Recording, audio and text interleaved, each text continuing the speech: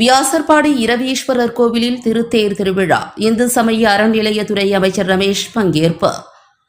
சென்னை வியாசர்பாடியில் அமைந்துள்ள 800 ஆண்டுகள் பழமையான அருள்மிகு இரவீஸ்வரர் திருக்கோவிலில் நடைபெற்று வரும் பிரம்மோற்சவ ஆண்டு பெருவிழாவின் முக்கிய நிகழ்வான திருத்தேர் பெருவிழா இன்று வெகு விமரிசையாக நடைபெற்றது. காலை சுமார் 8 மணி அளவில் கோவிலில் இருந்து திருத்தேர் புறப்பட்ட நிலையில் ஆயிரக்கணக்கான பக்தர்கள் உற்சாகமாக தேரை வடம்பிடித்து இழுத்தனர். பக்தர்களின் பக்தி முழக்கங்களும் ஆன்மீக உற்சாகமும் திருவிழாவினை மேலும் சிறப்பித்தன. இந்து சமய அறநிலையத்துறை அமைச்சர் ரமேஷ் தேரை வடம்பிடித்து இழுத்து தேர் திருவிழாவினை தொடங்கி வைத்தார்.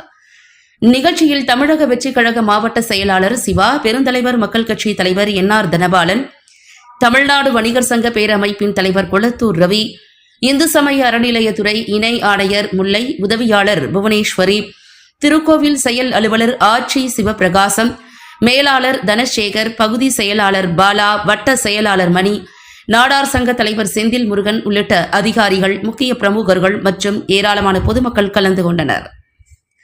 வியாசர்பாடி மூர்த்திங்கர் தெரு, எருக்கஞ்சேரி நெடுஞ்சாலை, முத்து முதலி தெரு மற்றும் திருக்கோவில் சாலை உள்ளிட்ட முக்கிய வீதிகள் வழியாக வலம் வந்த திருத்தேர் பின்னர் கோவிலை சென்றடைந்தது.